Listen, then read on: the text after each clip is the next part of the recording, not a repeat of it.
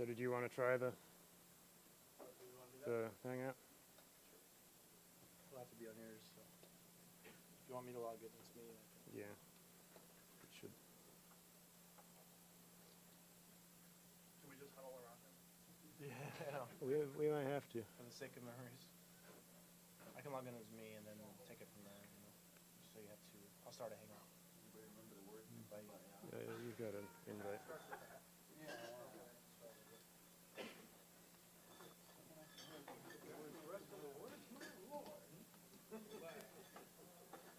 Yeah, there we go. That's about it.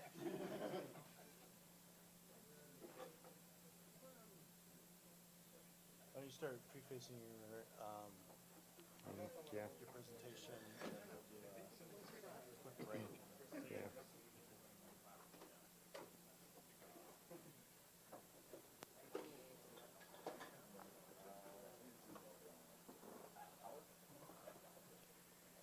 Yeah, so my MacBook got into an argument with the projector and lost. So we were going to see if I could Google Hangout the presentation from the MacBook to this one, just because I have my environment set up for doing some live demo stuff in the second half of the talk. But we'll see if it's worth all the trouble. I can, if it's not going to work, then I can just plug in the thumb drive and play my slides off of this one. And You need an adapter? I need a better one than these two. You're working another error. Yeah, it's Particular MacBook errors. yeah, it's DNC? Yeah, we're going to see DNC. huh? Let's say it's Google Hangout.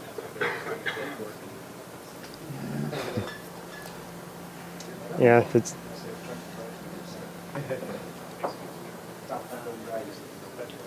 it's unfortunate I never met Brian Hunter, because we were actually stomping around the University of Chicago around the same time. I was an undergrad and taking David's operating systems course, and picked up his book on Python around the time John Hunter was starting to work on Matplotlib. So we almost were in the same circles, but then I took off for graduate school and worked on environmental microbiology, and in a minute we'll be showing what I worked on, and kind of made the transition from working in Perl and then R, and switched to doing as much as I could in Python and doing all the graphing in Python and saving myself some sanity. Brian, how's it working? I'm having a hard time with the actually. Well, I'm gonna start, and Okay. it's so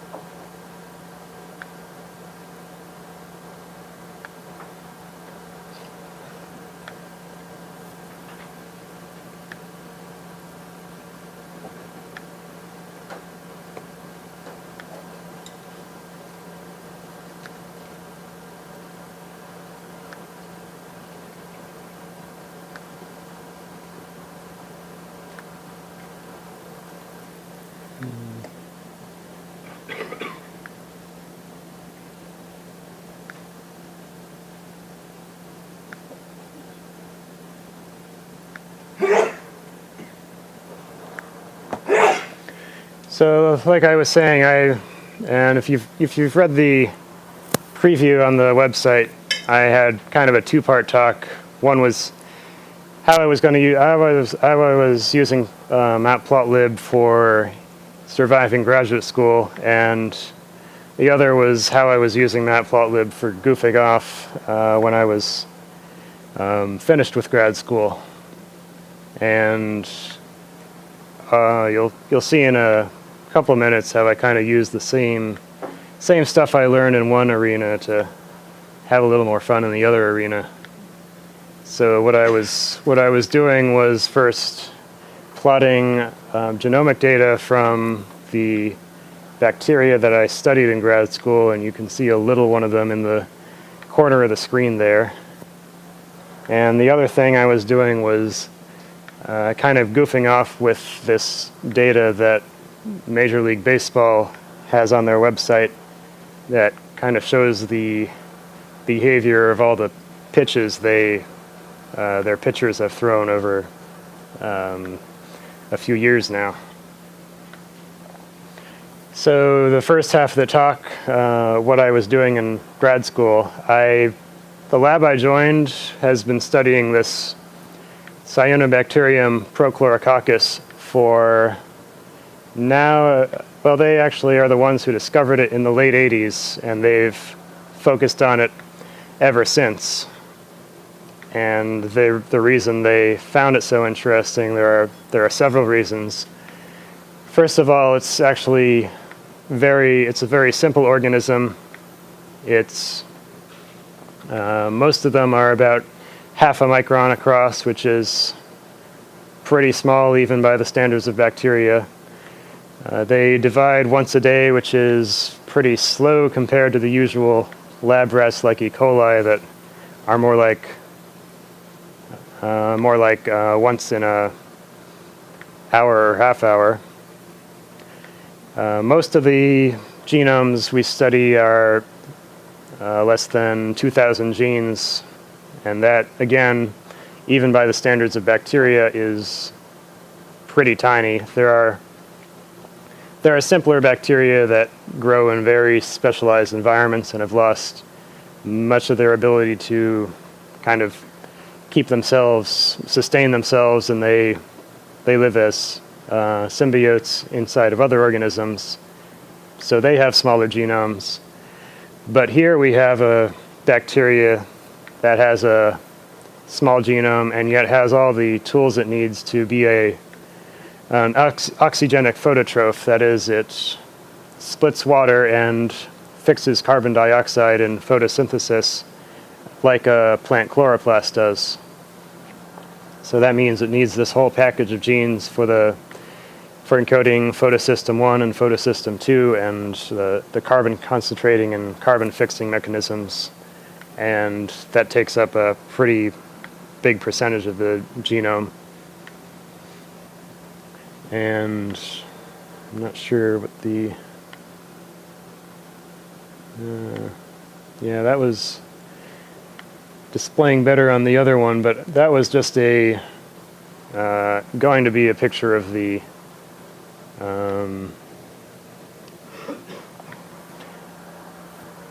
let's see if I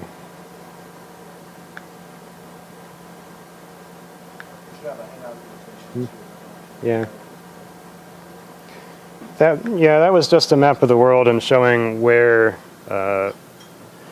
the chlorophyll concentration is highest and lowest, and what the point of that is for Prochlorococcus is that Pro actually thrives in the areas of the ocean that are kind of the most difficult to grow in because the nutrient concentrations are lowest. So it's a little ironic that they're most numerous where it's the most difficult to grow, but the important thing there is that there's less competition from other more complicated cyanobacteria or photosynthetic eukaryotes or other things that compete for the same niche.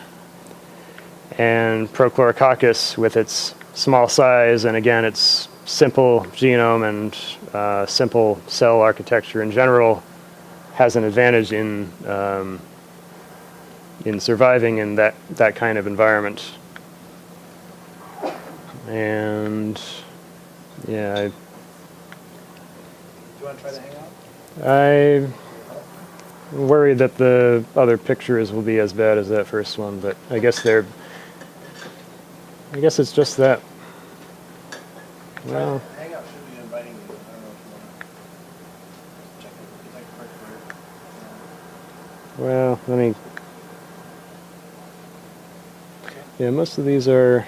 Okay, yeah. Hey, Greg. Yeah. Brian has his announcement too. So Oh, okay. we want to take a quick break. Yeah. Because I think it Yeah. would be helpful. Okay, so guys, real quick, we're going to break in.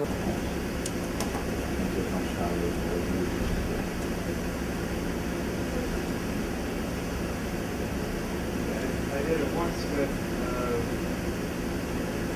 basically R and a mix of Python to do the number crunching in the beginning, R to do a little more, R to do really the plotting, and Illustrator to clean things up for presentation because I wasn't happy with the results coming from R. And I got through a whole paper doing it that way, and then picked up Matplotlib and started doing things with Matplotlib, and redid that plot with Matplotlib and had a lot more fun. And the same is true of another figure I have to show you here, and that's plotting that pan genome on a single genome. So the genome is circular, but we usually plot it as opening it up and laying it flat on the x-axis of the plot, and then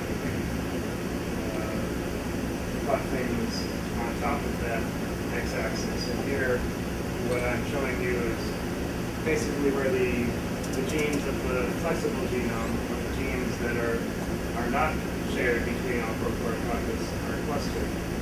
And what we found for really almost all of the genomes we have sequenced so far, and seeming to hold true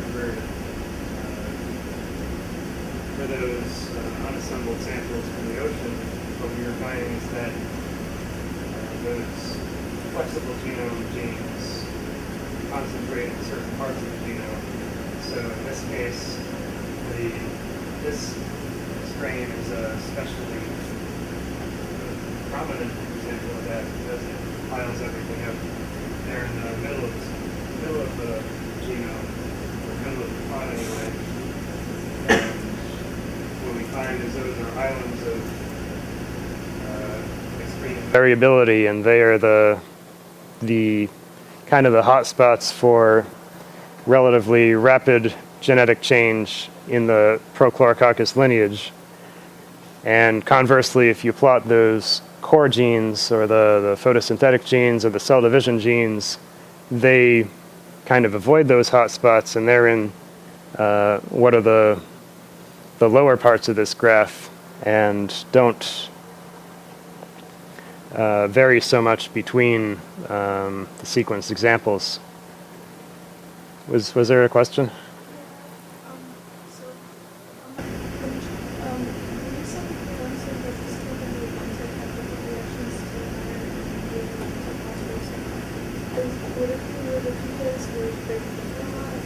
Yeah, exactly. So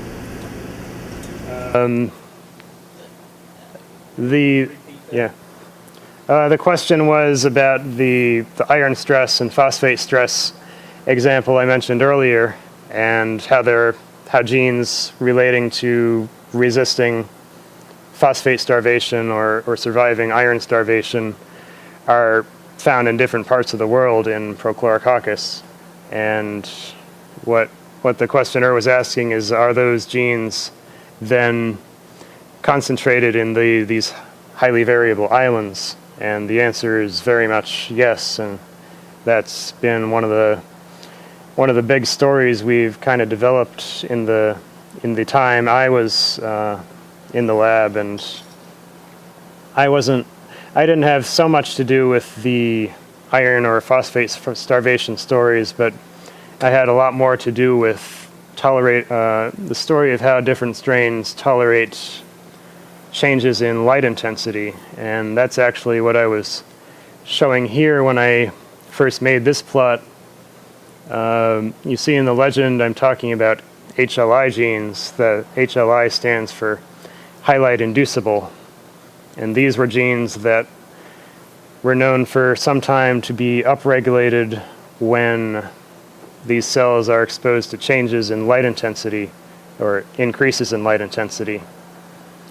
And what we found is there were actually different kinds of highlight inducible genes, a core set that are found in all Prochlorococcus and are found in those core regions of the genome I was talking about, and then a phage-like set that seemed to actually be inserted in the genome and carried between cells by the phage, the virus that infects these cells, and those are generally piled up in those more highly variable regions.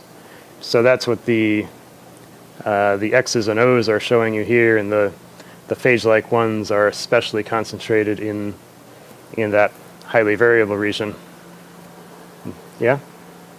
How many sequences did you prepare to get that? And what kind of software does it use? And how long does it take to get that? This plot is generated just from those 12 sequence genomes that I talked about that were kind of the first wave we got. And deciding whether a gene is has been basically gained rather than lost in the evolution of Prochlorococcus is it took a little while, but I pretty much wrote all that in Python and did that myself, and it, as I recall, it ran in an hour or so, so it wasn't a terribly huge job. And again, I was doing a lot of the initial number crunching in Python, even when I made the first version of this chart and the other chart with a mishmash of other tools. So I had 1 foot in the Python landscape and 1 foot in a very unfriendly landscape. And actually that's what I wanted to talk about next, is kind of my journey through this. What I was doing was doing a lot of number crunching in Python and dumping results to a spreadsheet or a CSV file and re-importing that in R and making a plot in R. And I don't want to trash R too much because it's a fairly nice plotting tool, but I never really could get it to that last 10% of polish, and things like getting the figure legend in the right place and getting the colors the way I wanted them, and getting line widths and everything in the right ranges generally meant touching things up in Illustrator after exporting a PostScript file from R, and that was okay when I did it once, and that's kind of how I fell into it. Then my advisor would have some comments or recommendations, or you need to fix this, and I'd find myself starting over again, doing some of it in Python and doing some of it in R and doing some of it by hand in Illustrator, and generally forgetting where I was. And of course the worst part is when you come back 6 months later and you have a directory full of plots you made somehow. You might even be able to find the Python scripts that you used and the R scripts that you used, and the Illustrator steps, of course, are just mousing around by hand, so you can't put that in version control. And you, to some extent, have to start over every time. So, like I said, I got through, I guess, my first couple of years and put out one paper doing things that way, and then kind of swore I wasn't going to do this way again. So that's when I started really digging into Matplotlib and finding that there was pretty much an option or a setting for every little option that I needed to change. So For example, my advisor was always telling me to make the fonts bigger because it seems like the default font size in every plotting package is too small to read in a PowerPoint presentation, or actually pretty small even in a printed publication. So she was always on the campaign to make your font sizes bigger. And now I could just do that by changing one line and pushing a button and rerunning the script, and avoid Illustrator as much as possible and avoid switching tools as much as possible. And even then I kind of was now having to decide between putting all the options I wanted in either in the Python script that generated these files, and then I could store that script, or write it so it just takes a bunch of command line options and make sure I save a shell script or something with all those command line options. Neither of those was really what I wanted, and the trouble with the shell scripts is then I end up saving all these bash scripts all over the place, so now I'm doing half of my programming in bash, which is maybe even worse than doing it in R. And on the other hand, if I just put everything into the Python source file, then I have essentially 20 different files to do a time series plot. And now if my advisor wants me to change something about how I'm plotting my time series, I have to make 20 changes across 20 different files. So the compromise I eventually stumbled across was kind of making a general purpose Python script and then putting all my options in these YAML files. And I kind of landed on YAML because I liked it for its kind of Python-ness and indentation matters, and it's a little faster to type than JSON and about 1 million times faster to type than XML, so I was in a hurry. And basically this kind of tells the story of an experiment, at least if you are me and have been living in this world for several years. And it's basically showing the time points I want to plot from a spreadsheet that I manually typed numbers into, because in this case this is a plot of a experiment I did in the wet lab, so there's some manual process involved. I can't make the Python script transfer my cultures or move test tubes around yet. And then different treatment groups are just these different groups here. So I have a control and I have cultures that have been shifted into different light levels for different periods of time. And I'm just saying when I started that shock and when I ended, and that's just in the number of hours into the experiment, and the color I want it to be plotted with, and not shown here, but I just went back and kept adding more options for like which marker to use and line widths and all the options you can change in Matplotlib to make it look perfect. And again, the experiment this is describing was a pretty simple experiment in concept. I was talking about how these different strains tolerate light stress in different ways, and I kind of want to emphasize that even though these are photosynthetic organisms, or because they're photosynthetic organisms, they can actually poison themselves if you give them too much light energy at once. Partly because they have that tiny genome and don't have the defense mechanisms that like a more complicated plant would have. They just generate all these free reactive oxygen species, and those just react with the photosystem itself or with other cell mechanisms and destroy the cell from within if the cell doesn't have some mechanism of getting rid of or surviving that extra energy. And the story I really developed in the second half of my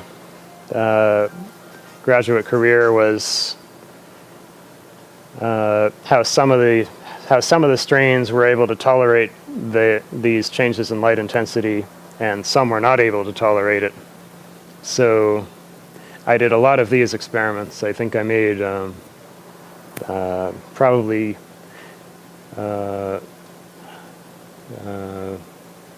hundreds of plots from them. So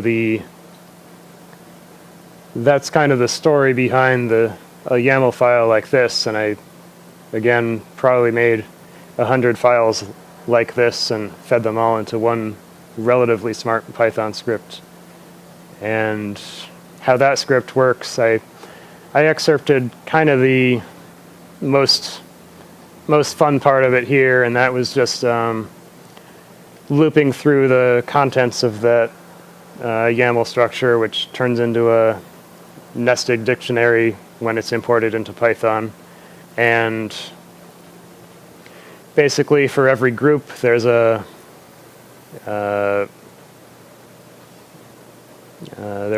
you saw there was a line for the condition that it was exposed to. And what this is basically doing is, with a lot of NumPy magic, going through the various rows of the spreadsheet and finding those that are relevant to what I wanted to plot for that group.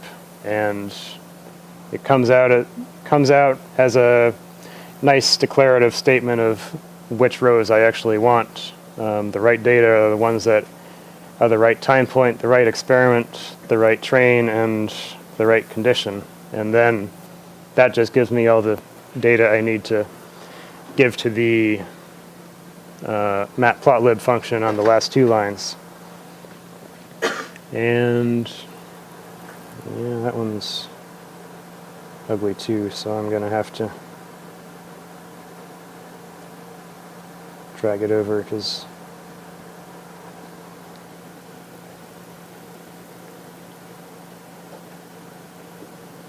it's too important.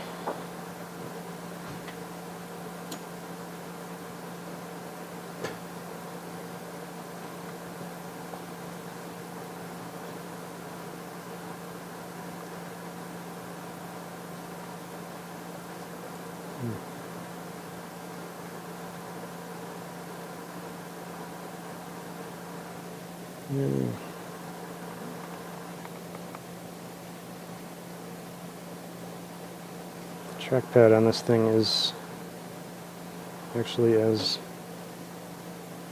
bad as anything else. And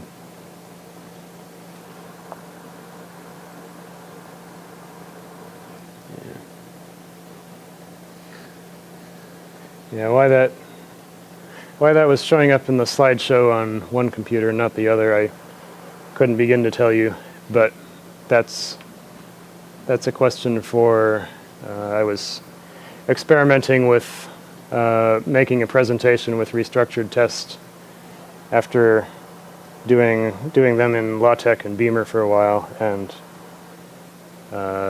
it's easier, but apparently there's something about the way the PDF is saved that I need to look into.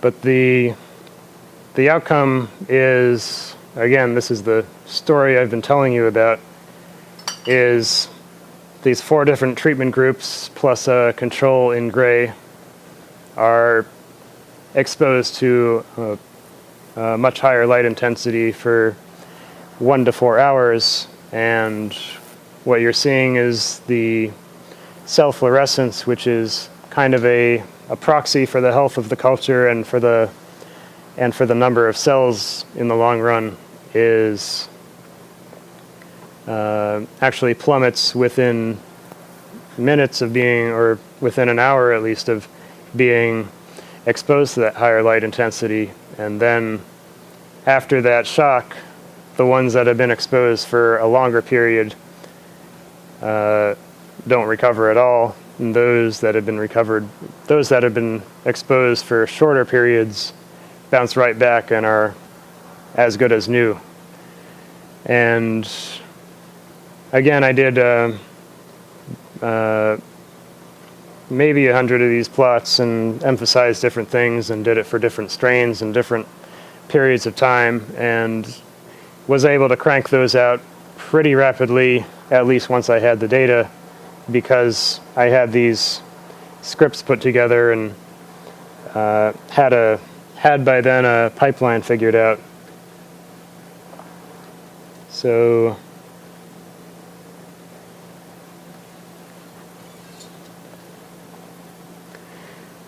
and again, just to talk about the versatility of the time series script, this is actually another input file for the same script, or maybe a later version of it. And in this case, the time series is actually the number of genomes you're adding to an experiment, and the result is the number of either unique genes or genes in common that you found. And that's what gives you that first plot I showed you.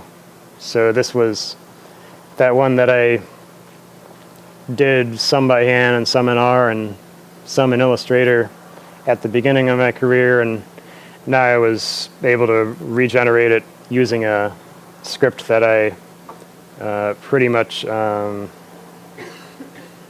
written with an entirely different purpose in mind, just by giving it a different set of input. And that's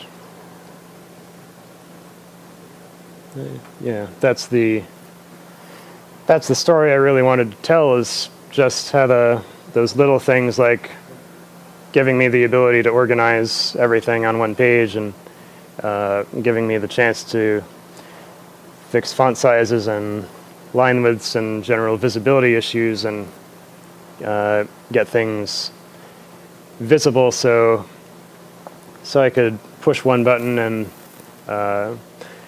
I told my advisor once that the dream was just to have one script that would run all the figure making scripts and then copy everything over into a LaTeX directory and compile my thesis, and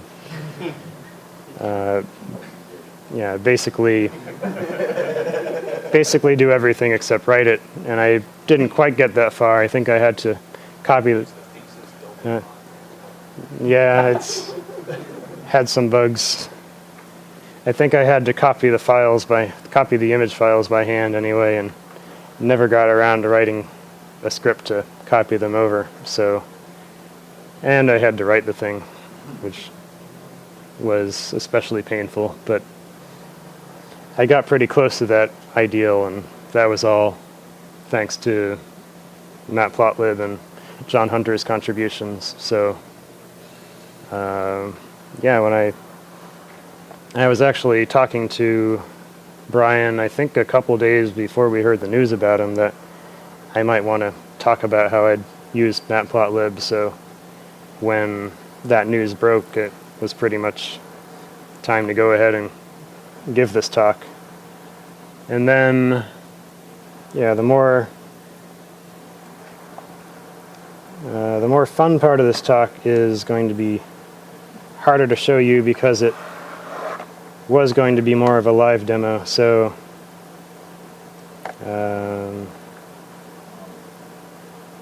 about 30% of the way through installing Matplotlib, in case necessary. well, you'll have to set up Postgres too, so and import my import my database, and There's definitely but for that. yeah,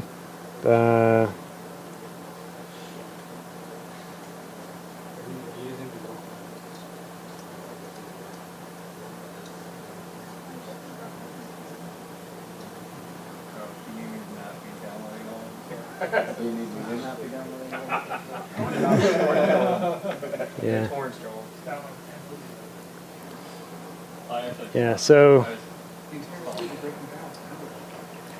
I can at least tell you what this is about and show you a couple of images. So this was, I guess, I started thinking about it late in my graduate career and played around with it a little bit, and since I graduated, it's kind of been my hobby project, and every time I'd want to learn about a new technology, I'd fold it into this project. Like I actually had to spend time this week repairing all the damage I'd done because I was going to give it a big web interface and make it all jQueryized, and definitely leaving that part out for this talk. But the thing I was thinking about was this pitch effects data that I read about a few years ago, and this is kind of one of the big gee whiz things in the baseball sabermetric community. So if you've read the book or seen the movie Moneyball now, you know about this community of nerds that kind of talk about how baseball people were crunching numbers in the wrong way and how they could do it better. And people like Bill James didn't have the high-tech things like this, but they had plenty of data and went back and showed what really contributed to scoring runs and preventing runs, and threw some statistics at it that nobody had really thought rigorously about yet. And that was somewhat interesting to me, but also interesting was the new high-tech stuff. So this company has been putting these high-speed cameras in basically every major league ballpark now, so that when a pitcher releases a ball making his pitch, the ball is photographed like 100 times or something like that as it goes to home plate. And from that, they do a lot of image processing to find and report what the speed of the pitch was, both when it left his hand and when it arrived at the home plate, what its position was in the strike zone, and that's what this figure is all about, showing. This is actually a figure from the MLB website. If you've ever looked at the game day feature, it shows all the pitches as they're thrown now. It shows the direction the pitch broke and the amount that it broke. So a curveball generally breaks down and to the side, whereas a fastball stays up in the air a bit longer.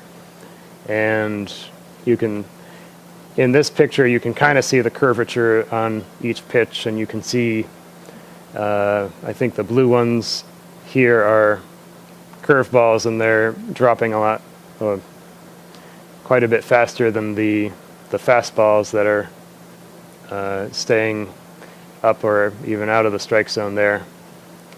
And it also, of course, they report the result of each pitch, like whether it was called a ball or a strike, or if the batter swung at it or put it in play or swung and missed. And from that, you can kind of have a lot of fun. So they actually put all this data up on a website. I think the story I've kind of heard alluded to secondhand is that they put it up there by accident. So things like smartphone apps could pull it down for drawing pictures like this, and then people started harvesting that data with their own scripts and putting it in their own databases, and baseball kind of said, well, it's out there now, so we'll keep doing that for at least this generation of data. So with all that, there are already these websites online like Fangraphs and Brooks Baseball that actually do a lot of plotting of this data. So if you wanted a real quick picture of what what people are kind of seeing with this stuff, you can go on those websites and get, like in this case, this is a heat map of the strike zone showing where the most pitches were thrown. But I had some issues with the way the graphs were kind of limited, and you couldn't make really complicated queries like search for only pitches in certain situations or that had certain results, and you were kind of limited to the power of whatever web interface they gave you, and they just had a relatively small number of drop-down boxes. Also, I had some minor complaints about just the way the plots were formatted, and having already done this all the way through grad school, I figured if anyone could make better plots, it would be me and Matplotlib. So some of the questions I had was, again, just could I do plots with different subsets of pitchers and categorize pitches better, and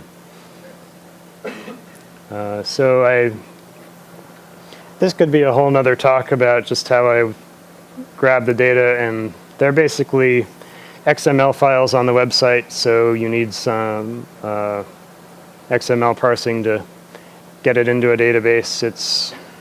It's obviously stored in a database on their end because it's all in a pretty well normalized schema and has primary keys and everything, so the importing is mostly just converting that into either SQL or SQL Alchemy arguments and putting that back into a database. And then have another script that's a SQL Alchemy client and uses a bunch of Matplotlib to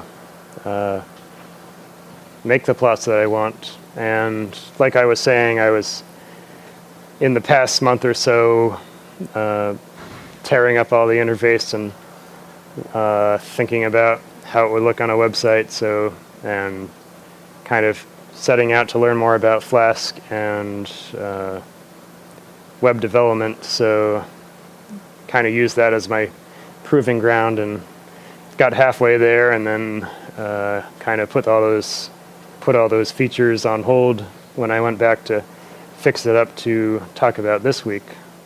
And the examples, I should probably just copy them over from this one.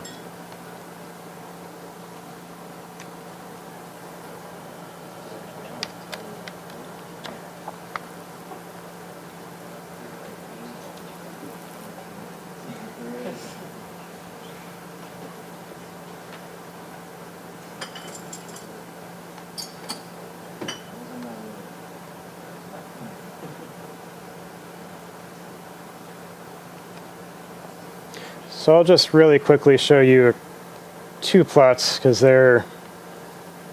they kind of tell a fun story and they're fun to look at. One of these is, let's see here.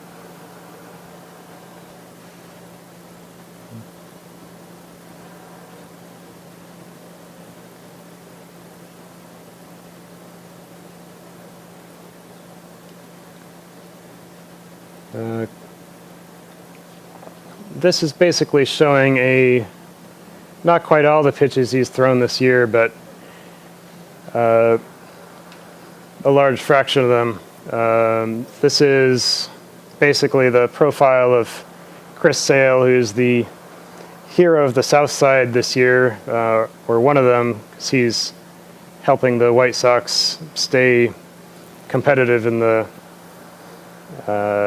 playoff race this year, where they were expected to go exactly nowhere. So he's a pretty hard-throwing left-handed pitcher, and what this is showing is basically from the catcher's eye looking at the pitcher where his different kinds of pitches are moving after he lets go of them. So for the most part, he throws these two kinds of fastballs, and they tend to run towards his throwing arm, and every pitch drops, but they don't drop as much as others because they have a lot of backspin, and that generates a little bit of pressure under the ball. Then he throws a bunch of changeups, which are, you can't see the speed in this plot, but they're slower and they drop more, and otherwise kind of look like fastballs out of a pitcher's hand.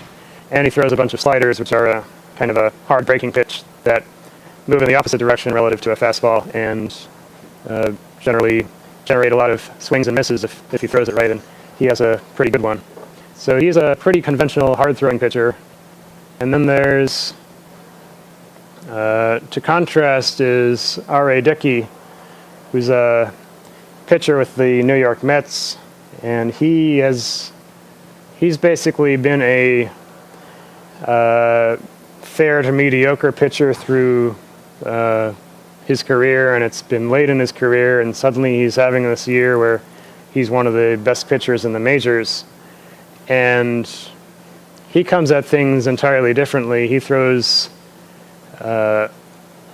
mostly a knuckleball, and the funny thing for most baseball fans know is knuckleballs are this mysterious, mystical pitch that nobody knows where it's going to go, including the pitcher. So he throws one, and sometimes it breaks right, and sometimes it breaks left, and sometimes it drops, and sometimes it doesn't. And it's a much softer pitch than pretty much anything Chris Sale would throw, but it forms this kind of big blob here that kind of represents that unpredictability where Sale's different types of pitches are a little better clustered together. So if you know Sale's next pitch is going to be a fastball, well, not you or me, but a professional baseball player would have a fair chance of hitting it. If you know Dickey's next pitch is going to be a knuckleball, you essentially know nothing because not even he knows what it's going to do after that. So yeah, and after getting all this environment working, I was kind of messing around with other plots and trying to dig into those questions, and I'm probably going to break it again when I go back and try to mix in some other technology. But it's kind of how I'm using Matplotlib for fun these days. Yeah? Are there orange dots underneath the purple ones? Do you have any kind of transparency or a way to see overlapping data points? Yeah, I should look into if there's a better way to do that. In this case, I'm pretty sure they're clustered up here, and there must be a few underneath. So one thing I did do, and I don't have those figures ready, but just tell it to leave the knuckleballs out of this picture and just draw the red ones, which are the fastballs that he occasionally mixes in, and just look at them separately on different plots. But yeah, this plot, I agree, is not perfect because it has that overlap and things are being drawn over each other. And that's another thing where I've been using Matplotlib a while, and it's probably got a way to do this better that I don't know about yet. Yeah?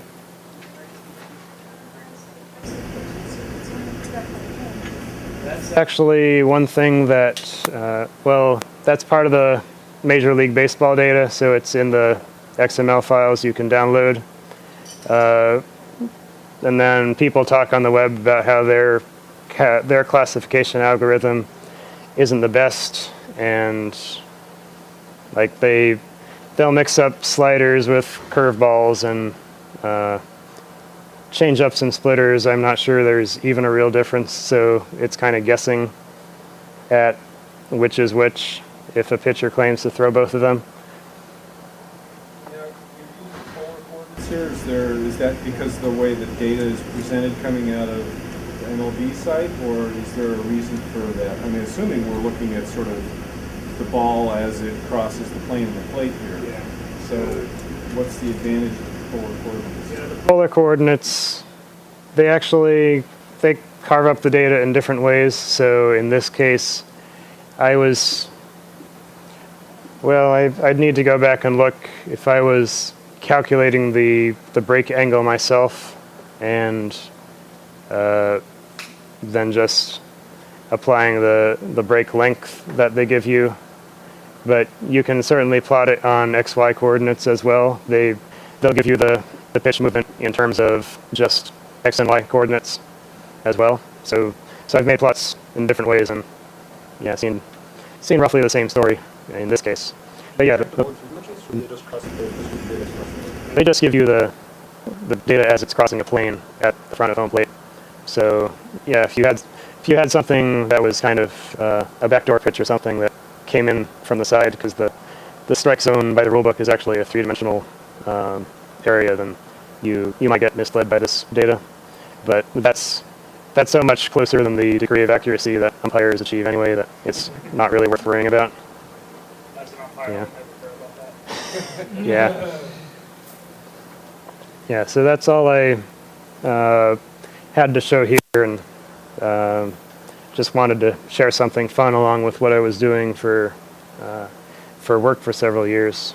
And I'll probably be experimenting with it some more, and I've actually got it on GitHub, so I'll email a link to the list if people wanted to play with it. I've set it up on my laptop and on my desktop, so I've at least got it somewhat possible to actually port it onto a new machine, but I wouldn't guarantee that it's any fun. So that's all. Question. How real time is the data that comes through the baseball portal? I'm not sure if they put it up as the game's in progress, but certainly by the next day. I mean, they're putting that data up for their that Flash app they have on their website and for smartphone apps and everything. So they're generating it in real time, and it's just a matter of when they make it available. It typically becomes available overnight. There's no specific time that I know of, but it's like if they have their game tracker or whatever you can pay to get the real-time updates. That's not in some like public feed. If I figure it out. It's the same data, it's just not public there. Any questions?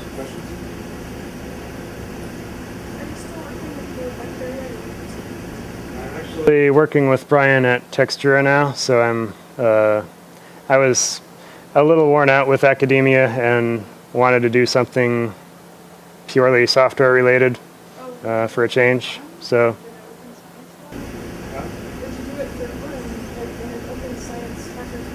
yeah, I'd seriously consider that. I think I'll have the itch for too long. Oh, there's an open science meetup in the public station on this summer. Yeah. Plug.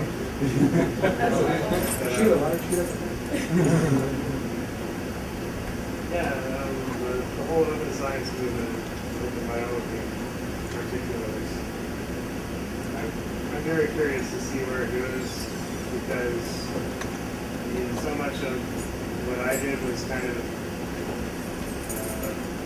made possible by ever cheaper sequencing, and it's the lab I'm still in touch with. They're at the point where they sequence the genome of a single cell without even culturing it or isolating it, just the way traditionally did. And I would imagine before too long it's going to be where you could just spend $100 and sequence like your sourdough starter or something and find out what's in there. and do all this stuff for finding out why your bread tastes the way it does.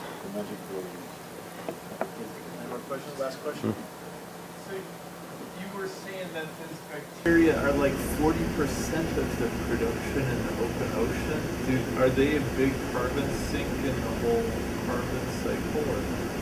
Yeah, they are.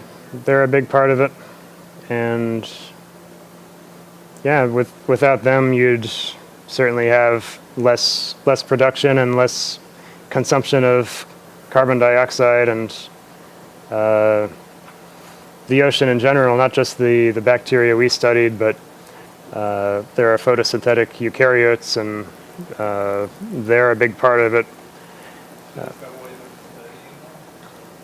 That's not exactly why our lab got into it. We were more interested in just the pure science of knowing what's out there and understanding how their diversity and how their genetic diversity interacts with where they can grow, and that just teaches us things in general about the way these have evolved.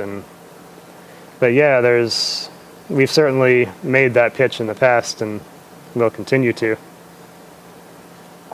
Yeah. R5 as well.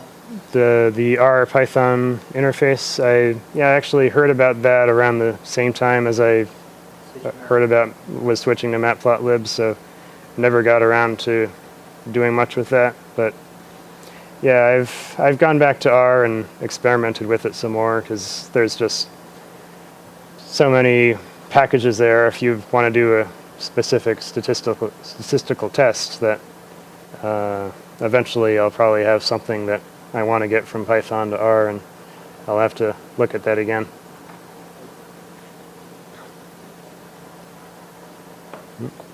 Thanks.